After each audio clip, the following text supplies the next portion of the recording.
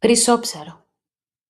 Είναι δύσκολο να ξυπνάς το πρωί, να κλείνεις και να ξανακλίνεις το ξυπνητήρι, για να παρατείνεις το όνειρο, τη ζεστασιά του παπλώματος, το νερό σου, να τρέχεις στο μπάνιο για να πλυθείς, να βάλεις εκείνο το πορτοκαλί κραγιόν και να κάνεις καφέ και να βάζεις σε ένα σακουλάκι κριτσίνια, ώσπου να γίνουν τρίματα για να γεμίσεις το στομάχι σου, να ανοίγεις την ντουλάπα και να σκέφτεσαι.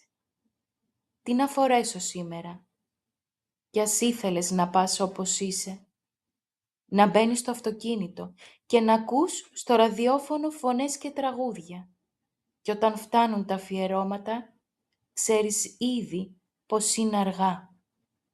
Τρέχεις, μπαίνεις, βγαίνεις, ξαναμπαίνεις, ξαναβγαίνεις, λέπια.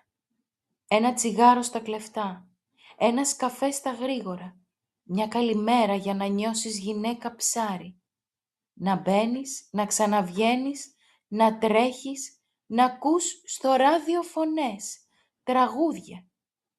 Να φτάνεις. Κι ύστερα τα χρυσόψαρα, τα πλήκτρα, ο λίγος ουρανός από το παράθυρο, η θάλασσα δίπλα.